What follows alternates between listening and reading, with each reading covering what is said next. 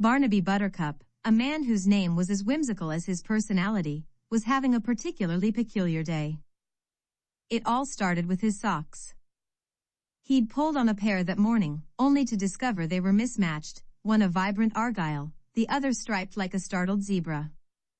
Well, he'd chuckled to himself, this sets the tone for the day.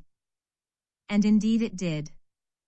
As Barnaby ventured out into the world, a series of increasingly absurd events unfolded. First, he tripped over a rogue garden gnome while attempting a shortcut through Mrs. Periwinkle's prize-winning petunia patch. Then, his hat, a flamboyant creation adorned with a feather and a miniature windmill, was snatched by a mischievous gust of wind and deposited unceremoniously into a passing ice cream cart. Undeterred, Barnaby continued his journey, only to find himself caught in a sudden downpour. Seeking shelter under the awning of a rather dubious-looking antique shop, he accidentally leaned against a precarious stack of porcelain cats, sending them tumbling like dominoes in a furry avalanche. Emerging from the shop, slightly damp and covered in a dusting of porcelain shards, Barnaby decided to treat himself to a cup of tea at his favorite cafe, the Cozy Kettle. However, upon entering, he discovered the cafe was hosting a rather intense poetry slam. Flustered and feeling out of place, Barnaby accidentally stumbled onto the stage, his mumbled apologies mistaken for a dramatic opening. Caught in the spotlight, Barnaby, in a moment of sheer panic, recited the only poem he could remember, a rather nonsensical nursery rhyme about a dancing cow and a moon made of cheese.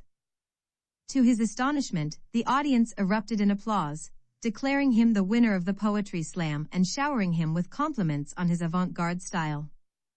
Bewildered but emboldened, Barnaby decided to embrace the chaos of the day. He joined a group of street musicians playing an impromptu concert on a park bench, his off-key humming adding an unexpected layer to their already eclectic performance.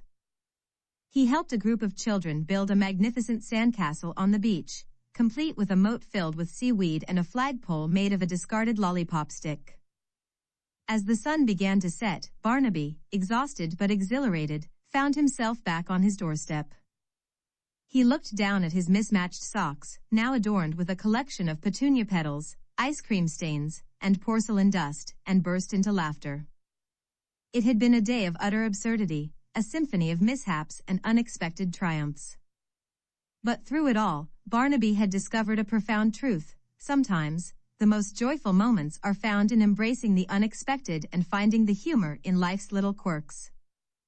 From that day on, Barnaby Buttercup became known throughout the town as the master of mishaps, a purveyor of accidental hilarity and a champion of embracing the absurdity of life.